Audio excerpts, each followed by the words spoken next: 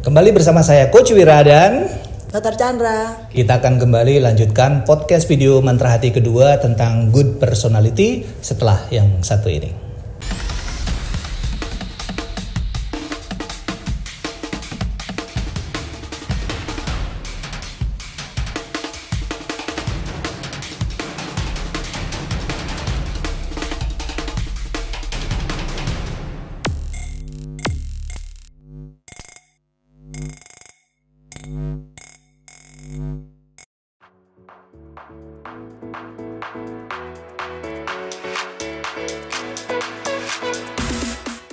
Oke teman-teman, kita akan langsung diskusi lagi sama Bu Chandra.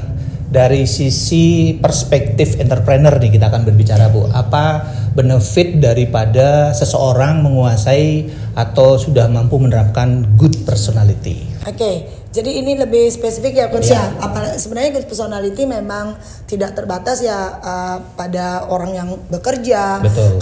Sekarang ini kalau kita melatih good personality dari muda, dari umur sekarang nih, dari anak SMA dengerin kita, dan nanti mengarah kepada karir Anda lebih bagus.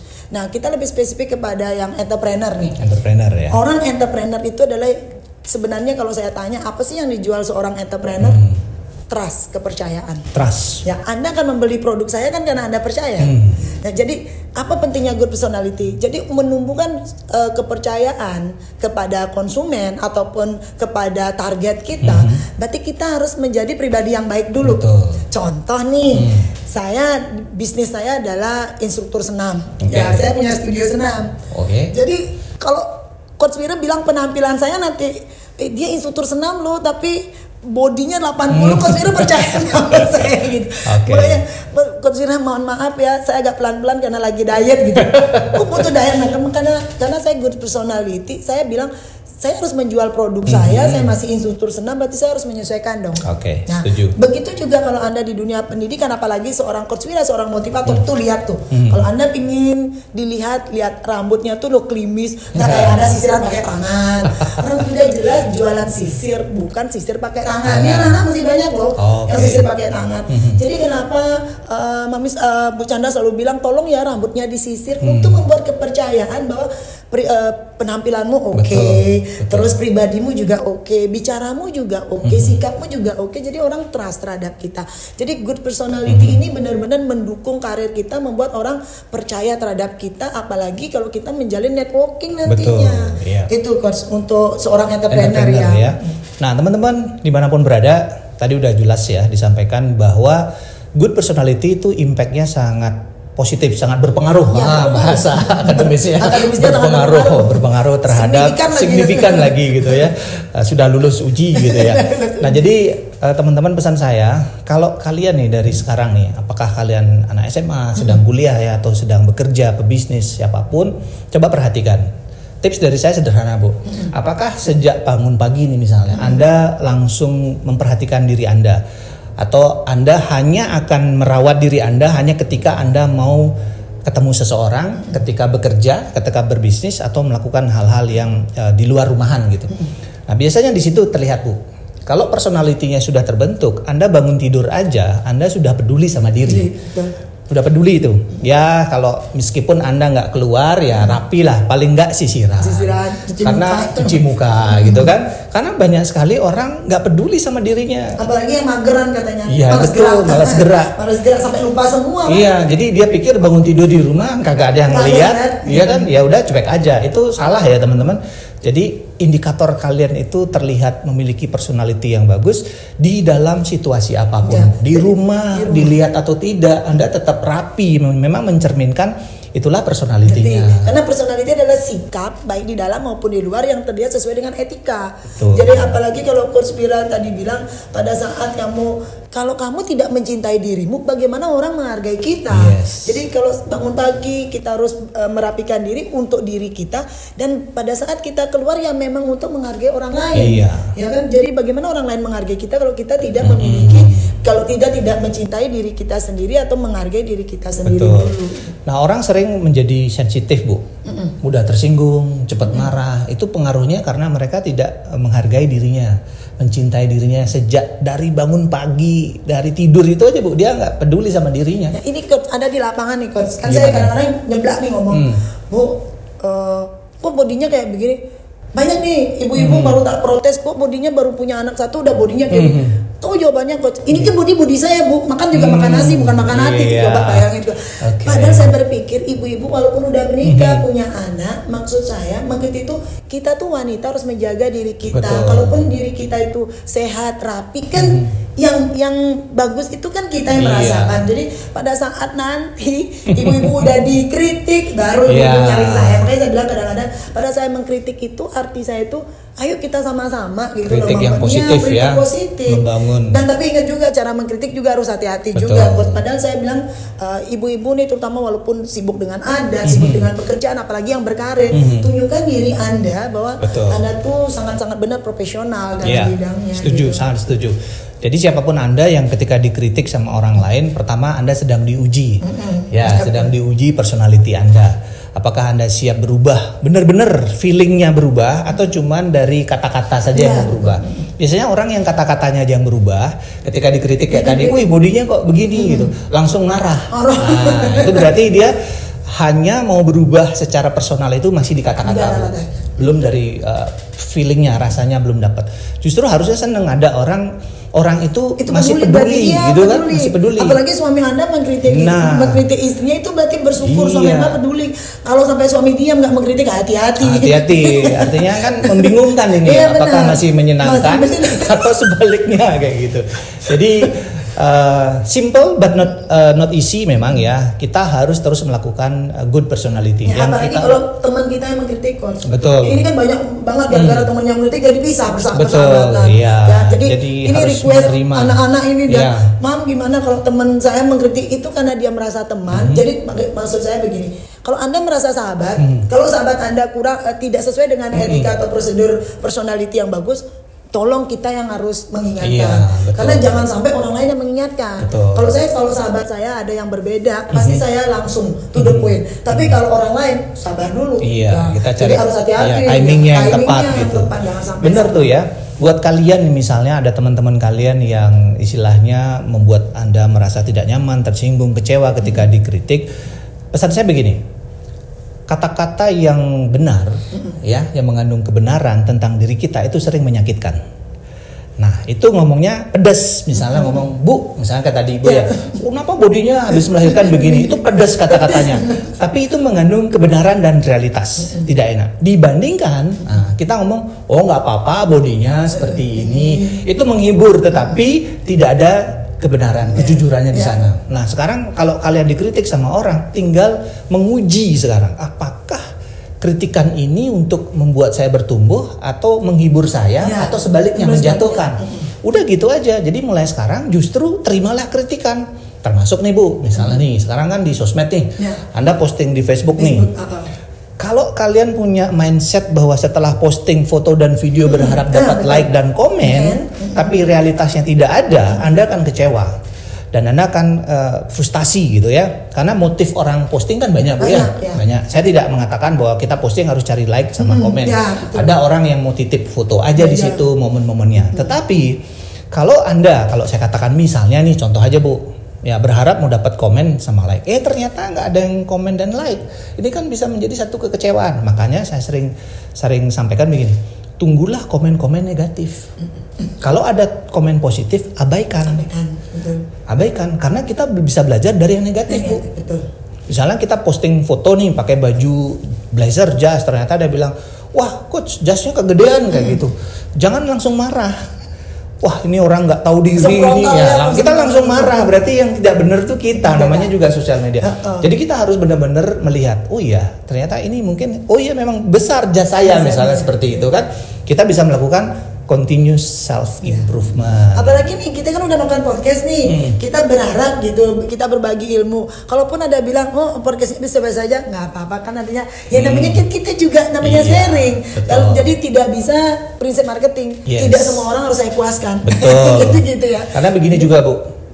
Banyak orang pintar, banyak orang punya kemampuan, tetapi dia tidak melakukan. Itu sama dengan tidak punya keahlian. Gitu. Itu sudah selangkah lebih maju kan? Iya. Yang terpenting adalah action, dan action ini tentu akan ada parameternya Bu ya. Dari sini pun kita akan bertumbuh. Nah, bertumbuhnya adalah pertama kali ini teman-teman ya. Kita podcast berdua Bu. Anda mungkin mengira bahwa kita membuat hanya sebatas materi, bukan. Kita sudah menerapkan, kita sudah melakukan, kita sudah menjiwainya, baru kita bisa sharing kepada kalian semua. Kalau enggak, gimana saya bisa melakukan brand positioning saya sebagai motivator Bali misalnya sejak tahun 2008.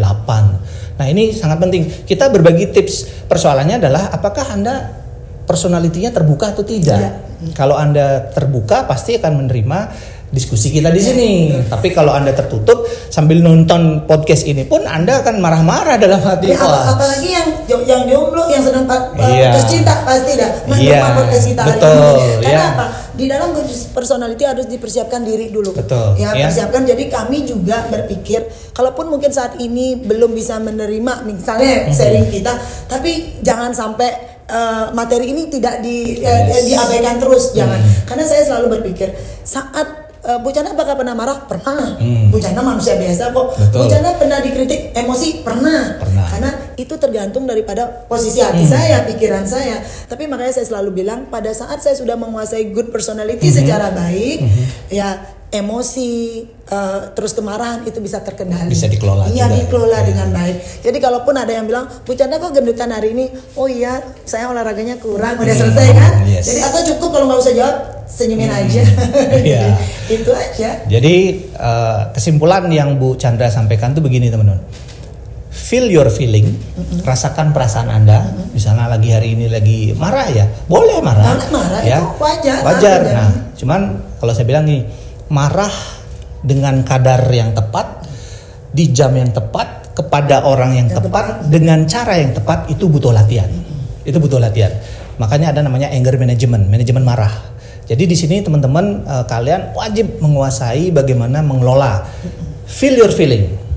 Ya, rasakan perasaan Anda, dan yang kedua Bu, manage your action. Kelolalah tindakan Anda. Jangan sampai Anda hari ini merasa marah, tiba-tiba action Anda tuh meledak-ledak. Jadi itu akan merugikan diri Anda sendiri. Kalau Anda nggak percaya, coba tanya dokter. Ketika Anda marah, pasti detak jantung akan lebih kencang ya, lebih kencang. Nah, tekanan darah akan meningkat. Itu sudah sangat merugikan.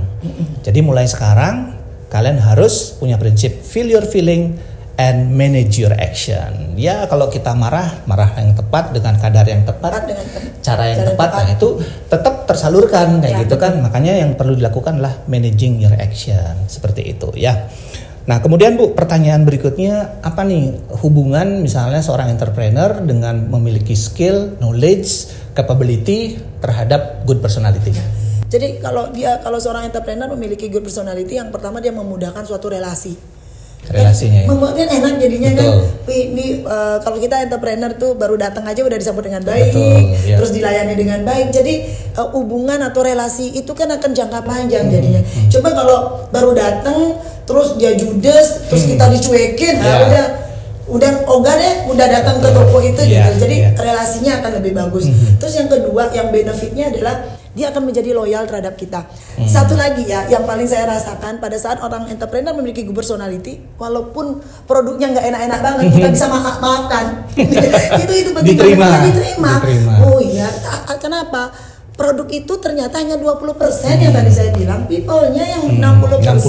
Ya. Jadi ingat di situ. Kalau produk Anda biasa-biasa aja, jualan donat baru-baru, terus misalnya yang anak muda nih, jualan donatnya baru-baru nih, nggak akan seenak Jeko misalnya. Ya diri Anda dong yang diperbaiki, pada saat Anda berjualan. Betul. Komunikasinya, sikapnya, itu yang paling penting yang harus diperhatikan. Yang membuat sebuah perbedaan keunikannya sendiri ya. Strategi-strategi ini teman-teman harus pelajari. Tetapi semua ya Bu ya, kalau kita berbicara apakah di konsep entrepreneur, kemudian usaha, bisnis, karir, relationship itu harus dimulai dari good personality. Itu sudah menjadi basicnya ya. Dan satu lagi, khususnya makanya saya selalu bilang, kenapa saya good personality ini penting bagi mahasiswa semua, bagi adik-adik kita, bagi saudara semua, apalagi kita yang karyawan mungkin ya, bahwa ini adalah basic daripada fungsi kita. Apakah ada berfungsi sebagai HR, apakah ada berfungsi sebagai finance, di tourism, di hospitality, basicnya adalah good personality. Dan benar-benar good personality ini membawa kedamaian bagi diri kita dan juga bagi orang lain. Ya, misalnya saya dengan Coach Wira ya, walaupun ada perbedaan pendapat, saya agak sedikit dominan, Coach Wira pasti dia diam dulu menyimak. Coach Wira jadi orang good personality itu menyenangkan, menyenangkan jadinya untuk kita beradaptasi ataupun dan menerima suatu perubahan dengan lapang dada. Ya, kalau saya nggak good personality, mungkin saya akan menolak podcast. Saya tanya Coach Wira, apa sih ini tujuan kita podcast? Karena saya good personality. Saya pingin beradaptasi, terus upgrade juga, apalagi dengan sharing ilmu melalui digital sekarang ini. Dan satu hal di dalam good personality itu harus dijaga komunikasi kita, sikap kita, dan yang paling penting eye catching, grooming kita itu yang membuat orang trust. Jadi personality membuat kenapa signifikan terhadap peningkatan karir, karena dia membuat orang percaya. Itu intinya. Itu menarik dari sisi komunikasi, Bu. Nah, komunikasi itu teman-teman ya sangat penting sekali, which is kita tahu. Tapi kalau saya membuat kelas komunikasi, tidak lagi berbicara komunikasi adalah sender and receiver, itu saya nggak bahas itu lagi ya. Yang saya bahas adalah komunikasi yang mempengaruhi human communication model. Bagaimana sebuah persepsi terjadi, asumsi terjadi.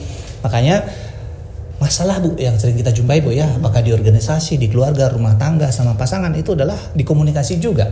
Karena munculnya persepsi dan asumsi. Nah 70% Bu, 70% orang-orang itu dalam sebuah komunikasi dia mau menjawab. Dia mau menjawab. Misalnya kita mau ngobrol nih, kita nggak sabaran mau jawab orang kayak gitu loh. Jadi itulah membuat terjadinya adanya gap Bu. Kita nggak tahu maksud orang itu karena kita udah keburuan mau jawab. Pesan saya buat kalian semua, 70% dalam sebuah komunikasi kalian harus mendengarkan. Ya. Makanya telinga kita dua. Jadi ya telinga dua. Ya. Karena listening itu seksi. Nah, mendengarkan itu seksi. Mana bagian-bagian yang harus Anda dengarkan dengan baik? Apakah yang Anda dengar itu gosip, isu, kebenaran, ya, kebaikan, kegunaan dan seterusnya. Jadi itulah bobotnya 70% Bu. Lalu 30% kalian itu harus bertanya. Nah, jadi 70% sudah mendengar, lalu kita bertanya. Contohnya gini Bu.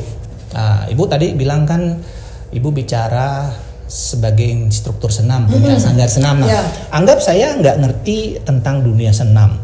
Lalu bagaimana caranya saya membangun sebuah relationship yang bagus, good personality yang bagus sama Bu Chandra dengan cepat? Nah, ini saya kasih tahu caranya. Ya, kalian dengerin sekarang. Saya bertanya sama Bu Chandra. Ini beneran nih, pertanyaannya beneran nih, gitu kan? Kalau saya tanya Bu Chandra misalnya begini Bu, apa langkah-langkah supaya Ibu selalu semangat bisa melakukan senam? Karena senam ini hobi saya. Senam hobinya. Oke. Makanya karena hobi, jadi kan saya semangat. Oke. Apa persiapan yang Ibu lakukan sebelum senam? Ya, kalau saya sebagai seorang wanita ya jelas ya. Kalau udah punya baju baru, sepatu baru, gitu ya. Kalau udah punya baju senam, sepatu senam, ya kan pasti semakin semangat. Gitu. Lalu Ibu sudah, kalau senam biasanya berapa lama Bu durasinya? Ya 1 sampai 1,5 jam. 1 sampai 1,5 jam. Ada musik khusus yang Ibu sukai pada saat musik dangdut. Saya kan paling suka dangdut. Nah, ada contoh lagunya yang gimana Bu? Goyang dumang dulu katanya saya itu kalau membawakan goyang dumang tuh keren. Maaf ya, saya ini bukan member senam, saya kan instruktur senam. Jadi saya memang benar-benar menciptakan. Jadi saya sih sebenarnya profesinya di senam aerobik dan dangdut. Nah, kalau udah dangdut itu benar-benar orang membuat bergerak happy ya. Walaupun saya nggak suka musik dangdut, tapi pada saat saya senam, saya pasti memilih yang disukai orang gitu. Sudah kira-kira udah berapa banyak ibu-ibu yang sudah dilatih di senam? Saya kan senam sudah 10 tahun ya dari kira-kira Bu udah berapa orang? Udah kalau jumlah kuantitas udah banyak, ribuan gitu ya? ribuan udah. Orang. Okay. Apalagi kalau sekali saya senam di Polda tuh berapa tuh jumlahnya, di Polres tuh berapa jumlahnya. Nah, selama senam Bu, jadi instruktur yang paling menyenangkan di mana senamnya? Pengalaman? Yang paling menyenangkan itu kalau dengan bapak-bapak polisi tuh, karena mereka tuh aktif. Oke. Jadi kalau benar-benar melakukan senamnya, gerakannya. Paling nggak suka itu karena di Pemkab, karena terpaksa mereka untuk olahraga Jumat. Iya, belum terbiasa olahraga ya. Jadi belum terbiasa olahraga, jadi mereka terpaksa, jadi dia nontonin. Tapi kalau senam itu ya di kantor polisi gitu. Berarti nanti bisa ajarin saya sama tim saya senam di sini Bu ya? Iya pasti bisa lah, kan biar sehat ya tadi. Nah itu contoh ya teman-teman, contoh. Ketika kita tidak tahu tentang senam, kita tanya saja hobi orang itu. Tadi Bu Chandra saya tanya gimana persiapan senamnya, berapa lama senamnya, sudah berapa yang dilatih, mana kesan senam paling menyenangkan ternyata di Polda. Jadi saya bicara sama Bu Chandra hanya dengan mendengarkan saja saya dapat ilmunya banyak. Itu maksudnya. Maka dalam good personality, ya 70% kita mendengar, 30% bertanya. Jadi kalau kalian nih besok mau jualan produk misalnya, atau mau presentasi, atau mau menegosiasi apapun bentuknya Bu ya. Jadi jangan melihat posisi seseorang. Misalnya kalian mau ketemu gubernur nih misalnya, Anda seorang sales, jadi jangan down mentalnya, jangan melihat gubernurnya, tapi lihatlah goal Anda, karena goal Anda harus jualan, harus dapat target gitu kan. Tapi kalau Anda melihat posisi jabatannya seorang gubernur, Anda pasti minder, Anda pasti down, karena Anda menganggap Anda seorang sales. Ya, jadi tipsnya di personality, komunikasinya tingkatkan. Jadi ketika bernegosiasi, presentasi, jangan lihat posisi orangnya, tetapi lihatlah target dari yang ingin Anda berikan atau jual seperti itu. Satu lagi good personality menyebabkan kita confidence. Ya itu yang paling penting ya. Dulu saya memang benar-benar nggak pede, kan nggak ada kata insecure zaman kita dulu. Jadi dulu saya memang nggak pede saat kita bicara, saat kita tampil, karena saya nggak ngerti grooming yang benar kayak apa. Terus saya harus senyum gimana. Nah sekarang good personality efeknya adalah saya confident di bidang saya. Gitu aja. Ya, kalau kita lihat ya dari beberapa podcast yang sudah kita buat, memang Bu Chandra hari ini tampilannya berbeda gitu. Tadi ada yang nyindir Bu ya, Bu pesawatnya udah mau boarding gitu ya. Saya bilang orang pesawatnya di sini. Iya kan? Udah biasa ya gitu. But this is menjadi sebuah stylenya seorang Bu Chandra, bisa melakukan positioning yang tepat pada topik yang tepat, ya kan? Pada bahasan yang tepat. Nah, itu sudah artinya sudah walk the talk ya. Apa yang sudah dikatakan itu merupakan dari perjalanan dari kisah pengalamannya. Jadi bukan berdasarkan NATO ya, no action talk only gitu ya teman-teman. Nah, kalau dari sisi penampilan Bu, penampilan good personality itu menurut Ibu seberapa kaitannya dengan kesuksesan seseorang? Teori lagi nih, Daniel Goleman ingetin orang tertarik pada suatu benda itu 55% dari yang terlihat. Dari yang fisiknya ya, visualnya. Yang terlihat dulu. Yang terlihat apa itu yang terlihat? Cara bicaranya, sikapnya, penampilannya. Kembali lagi ke sana. Itu yang terlihat itu. Terus yang 30% dari yang terdengar. Bu Chandra itu siapa ya? Dosen ini, ini gitu. Yang terlihat, ya ampun. Temennya Coach Wira gitu ya? Apalagi Coach Wira. Kita sama Coach Wira, betul. Keren banget Coach Wira. Makanya saya bilang, jangan bodinya nambah-nambah, kok walaupun udah bapak-bapak kan gitu. Itu udah nilai, itu memang yang terlihat. Terus habis itu yang terdengar, siapa dia? Dia ini gitu kan. Terus baru yang diucapkan. Jadi itu dasar, sehingga saya berpikir dasar daripada kenapa saya menggunakan grooming menjadi andalan di good personality, karena saya memakai dia poin yang paling besar. Yang terlihat itu adalah 55%. Nah, grooming itu menyangkut apa? Ya cara berpakaian kita, terus cara sikap kita. Itu yang terlihat kan, cara dia bicara gitu ya. Aduh penampilannya keren, sikapnya bagus, bicaranya kok kayak gitu lah kan. Itu juga berarti di situ kalau penampilannya bagus, bicaranya nggak bagus, dia belum punya satu kompetensi Bu ya.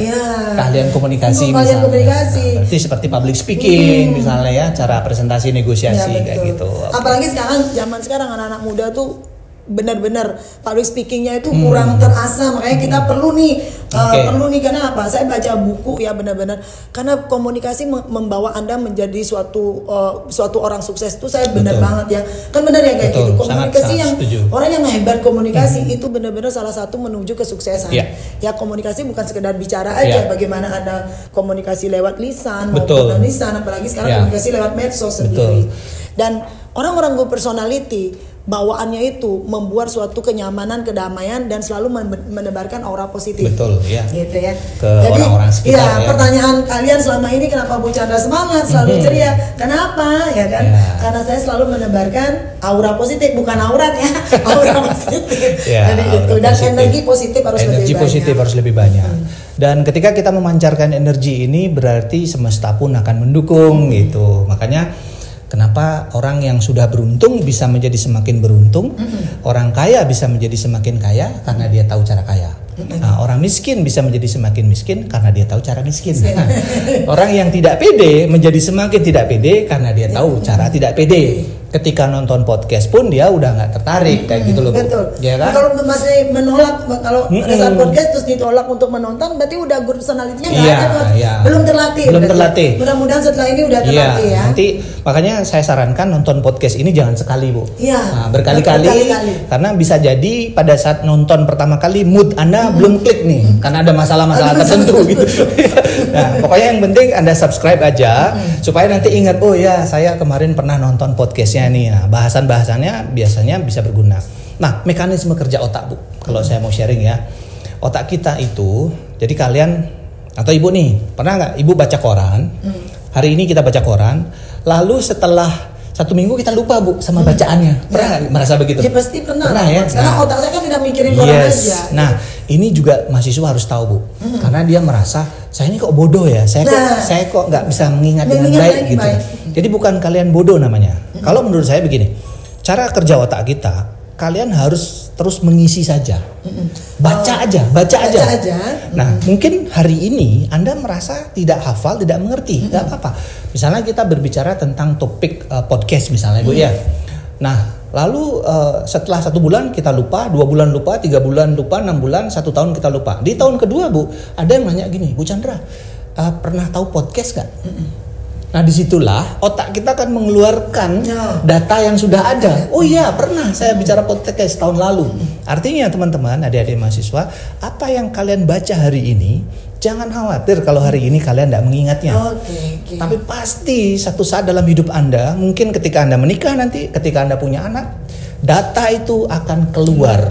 Maka intinya adalah teruslah belajar, teruslah membaca. Jangan sampai kalian tidak belajar, tidak membaca. Jadi kalau memang nggak suka akademis, ya baca aja deh, gitu kan, baca aja. Kalau nggak suka baca, udah dengerin kita aja nih, ya, nonton podcast gitu sambil ngopi gitu kan, asik gitu ya.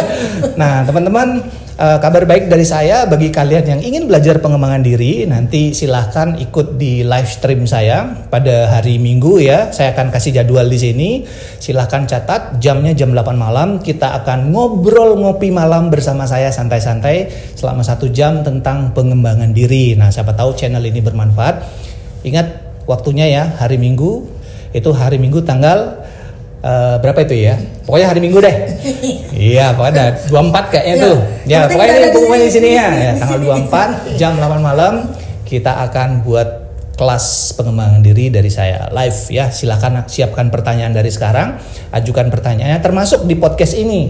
Jika ada pertanyaan Bu ya, silakan tulis di komen.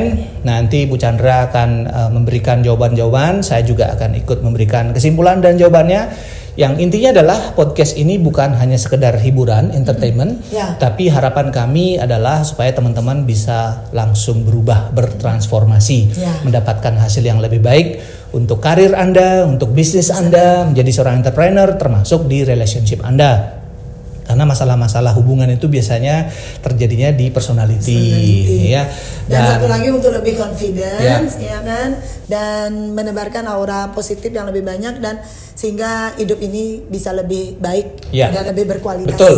Gitu. Menebarkan aura positif membuat semesta mendukung positif dan keberuntungan biasanya datang Bu. Betul. Kalau kita udah cemberut, sudah terbukti ya Coach? Iya, kalau kita cemberut memancarkan aura negatif, bahkan jin-jin di penunggu itu pun nggak suka lihat kita gitu loh. Jangankan orang setan pun lewat. Tiba-tiba kita didorong gitu, bisa jatuh gitu. Dia nggak suka lihat kita.